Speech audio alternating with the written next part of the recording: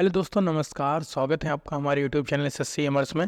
जैसे मैंने last video में आपको बताया था कि आपकी यूपी ट्रिपल एससी वीडियो ग्राम विकास अधिकारी से संबंधित आपका 2018 की जो भर्ती थी उससे संबंधित आपका डीवी शेड्यूल आउट हो चुका है। आपकी डीवी जो है अप्रैल लास्ट से मई मिड तक है और आपके अभिलेख सत्यापन से संबंधित कुछ बच्चों के लगातार कमेंट्स आ रही थी पिछली वीडियो में, जिसका कमेंट्स में रिप्लाई करना एक मुश्किल पड़ जाता है। बाकी बहुत से बच्चों का मैंने रिप्लाई भी किया है, लेकिन उन बच्चों से मैं ये आशा रखता हूँ कि इस वीडियो में आपके सारे डाउट क्लियर हो जाएंगे। मैंने टॉपिक आपके लिख रखे हैं सामने कि अभिलेख सत्यापन से संबंधित आपके जितने डाउट्स हैं वो इस वीडियो में क्लियर करे जाएंगे। जाति, निवास, आधार आदि का पता आपका बदला हुआ है, किसी में कोई पता है तो आप क्या करें, ग्रेजुएशन करे हुए जो बंदे हैं वो लगाएं या ना लगाएं, जन्म प्रमाण पत्र लगाना पड़ेगा या नहीं लगाना पड़ेगा। जन्म प्रमाण पत्र से संबंधित एक बच्चे का डाउट था मेरे पे। शादीशुदा महिलाएं क्या करें, लेडीज़ों का भी डाउट आ रहा था कि वो शादीशुदा महिलाएं अपने जो है जाति प्रमाण पत्र शादी के बाद का लगाएं या पहले का लगाएं, क्या किया जाए। पोस्ट प्रेफरेंस में बच्चों के बहुत डाउट आए थे। 3 ऐसे बच्चे थे जो कि 3 पोस्ट प्रेफरेंस की जगह किसी एक को भरा है या किसी 2 को भरा है, तो वो क्या करें, क्या वो चेंज कर सकते हैं या फिर उनका अब सिलेक्शन उन्हीं में होगा, क्या होगा, ये सब चीज़ें आपको इस वीडियो में बताई जाएगी। ट्रिपल सी वाले बच्चे जिनका ट्रिपल सी नहीं है उसके संपर्क का कोई चल जाएगा या नहीं चलेगा।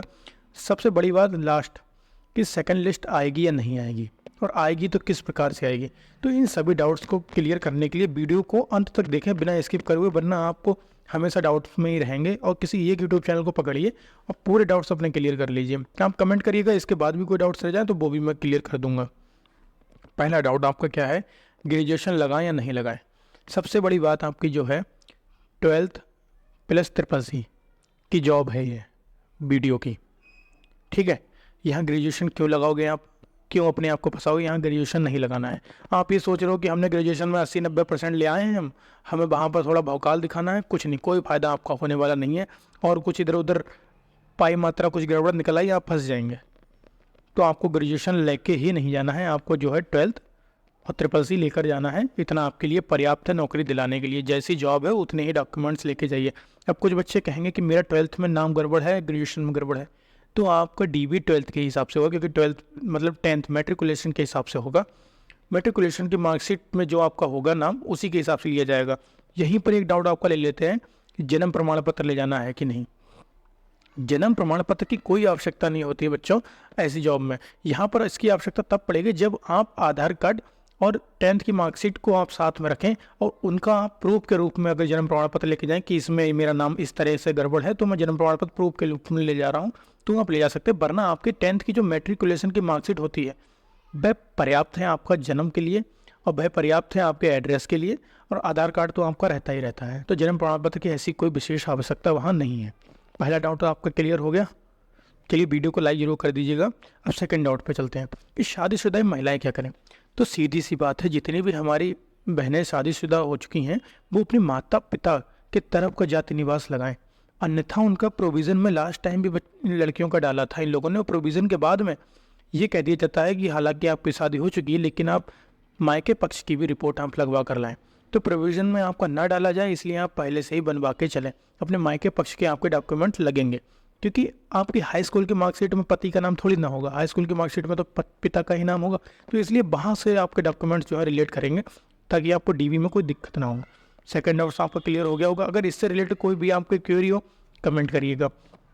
वीडियो को मैं जल्दी से समाप्त करने की होड़ में नहीं हूँ, मैं पहले से ही लिख कर लाया हूँ चीज़ें, ताकि आपको जो है कम समय में ज़्यादा जानकारी प्राप्त हो। वरना इन्हीं बातों को लिख कर करा जाए तो आधे घंटे का सेशन हो सकता है ये। अगली बात कि पोस्ट प्रेफरेंस में भरते समय केवल एक बीपीओ वीडियो या समाज कल्याण पर्यवेक्षक हमने भर दिया तो क्या करें। इन बच्चों के लिए दुखद समाचार है, अब आगे कुछ नहीं हो सकता, आपकी गलती थी, आगे कोई चांस नहीं है। जो आपने मान लीजिए बीपीओ सिलेक्ट करी है तो बीपीओ के पद ठीक ठाक हैं, आप इसमें फाइट करेंगे, और जिन्होंने वीडियो सिलेक्ट कर दिया वो इसमें फाइट करेंगे, जिन्होंने समाज कल्याण पर्यवेक्षक सिलेक्ट कर दिया वो इसमें फाइट करेंगे। अब आप ये कहो कि आप तीनों भर दो, कोई 2 भर दो, अब ऐसा संभव नहीं है। ये सब पहले से सोचने वाली बातें होती हैं, इसलिए कहते हैं कि हमेशा एक चैनल को सब्सक्राइब करके रखें ताकि आपको उससे रिलेटेड जॉब से रिलेटेड जानकारी आपको पहले ही मिलती रहे। चलिए आगे चलते हैं। अगला डाउट कि ट्रिपल सी या समकक्ष लगेगा। तो यहाँ पर आप लोग ध्यान से समझिएगा, बच्चे भटकते रह जाएंगे, आपको इसकी बिल्कुल क्लियर जानकारी देता हूँ। जो पिछली वीडियो भर्ती थी उसमें भी मैंने एक चीज़ देखी थी, और भी यूट्यूब चैनल जो आपको जेन्युइन होंगे वो बता देंगे ये बात। फर्जी वालों के पास मत जाइएगा कि बीडीओ और समाज कल्याण पर्यवेक्षक ये कार्यकारी पद हैं। बात को समझिएगा, ग्राम विकास अधिकारी कार्यकारी पद है, समाज कल्याण पर्यवेक्षक कार्यकारी पद है। तो इनमें आपके समकक्ष इन्होंने ले लिए थे। हालांकि CCC अब तो करना बहुत आसान है, CCC इतना बड़ा कोई रोल नहीं रह गया। CCC आप लेकर जाइए, 90% बच्चों के पास CCC होता है। देखिए इसमें आपका समकक्ष लास्ट टाइम ले लिया था, मुझे आज भी ध्यान है, पर बीपीओ में समकक्ष नहीं लिया था। सचिव की जॉब है ये, ग्राम पंचायत थे, तो बीपीओ में आपका जो है नहीं लेंगे ये लोग। और हो सकता है इस बार दोनों में ले लें, या हो सकता है इस बार एक में भी ना लें, कुछ भी हो सकता है। मैं लास्ट ईयर के हिसाब से मतलब लास्ट वैकेंसी के हिसाब से आपको ये बात क्लियर करा रहा हूँ। आप लोग उम्मीद है कि इस बात को समझिएगा। CCC आपका इसमें ले लिया था लास्ट ईयर, पर बीपीओ में नहीं लिया था। ग्राम पंचायत अधिकारी ये होता है, ये ग्राम विकास अधिकारी होता है। अब पता नहीं आयोग के मंशा क्या है, लेकिन फिलहाल ऐसा लास्ट ईयर हुआ था। अब कुछ बच्चे कह रहे थे कि मेरे सर माता पिता के नाम में मिस्टेक है, हाई स्कूल में अलग है, आधार कार्ड में अलग है। तो सबसे पहली बात आप समझिए, आधार कार्ड आप अपना जो है निवास के हिसाब से जन्म प्रमाण पत्र को प्रूफ दिखाकर आप अपना चेंज भी करा सकते हैं। हफ्ते भर में आधार कार्ड चेंज हो जाता है, तो इतना आप काम करा भी सकते हैं। दूसरी बात ये है कि अगर आपका ऐसा कुछ है और आप चेंज नहीं करा सकते हैं, आपको मतलब मान लीजिए कोई ऐसे डॉक्यूमेंट में हाई स्कूल की मार्कशीट में गड़बड़ी है, आप चेंज नहीं करा सकते, तो आपको एक एफिडेविट बनवाना पड़ेगा। और एफिडेविट में आपको एक प्रूफ भी दिखाना पड़ेगा। प्रूफ नहीं है तो आप किसी राजपत्रित अधिकारी से लिखवा सकते हैं, जो कि जिसके पास इस चीज़ का प्रूफ आप प्रदर्शित कर सकें। तो आपको एक एफिडेविट बनवाना पड़ेगा। एफिडेविट आप वहाँ दिखाएंगे, आपको डीवी में कोई भी समस्या नहीं होगी। इतने डाउट आपके क्लियर हो चुके हैं। अब आगे बात करते हैं। जो बंदे अभी जितने भी बच्चे अभी जो है ना संविदा पर काम कर रहे हैं या सरकारी कर्मी हैं, किसी और जॉब में है, तो वो लास्ट जॉब की डिटेल भरनी है नहीं भरनी है।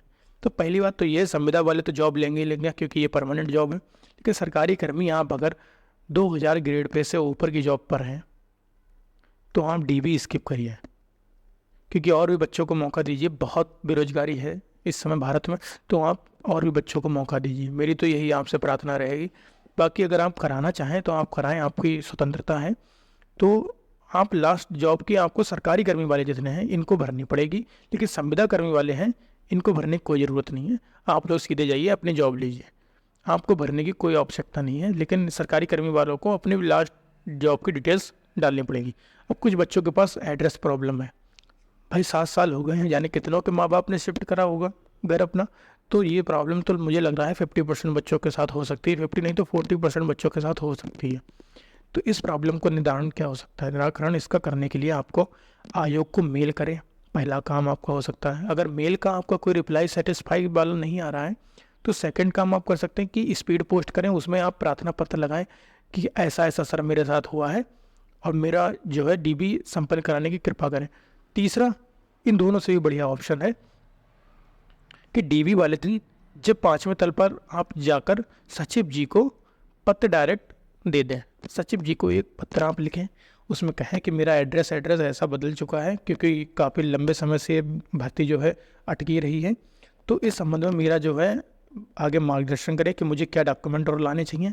वो आपको डॉक्यूमेंट बता देंगे कि आप ऐसे ऐसे डॉक्यूमेंट जमा कर दीजिए, आपकी डीबी क्लियर हो जाएगी, वरना वो आपको छूट दे देंगे, कुछ भी होगा। लेकिन आप जब क्लियर से उसमें सेलेक्ट हो चुके हैं तो आपका डीबी होगा। एड्रेस से इतनी बड़ी कोई दिक्कत आने वाली नहीं है। अब इसके अलावा आपका अगर कोई डाउट रह गया है तो आप हमें बताइएगा। लास्ट वीडियो को स्क्रीनशॉट जहाँ तक मेरे पास होगा कि डीबी आपकी जो है 17 तक चलेगी, 29 से, और 2 पालियों में चलेगी। ये सब लास्ट वीडियो का है, तो आप इसे भी देख सकते हैं।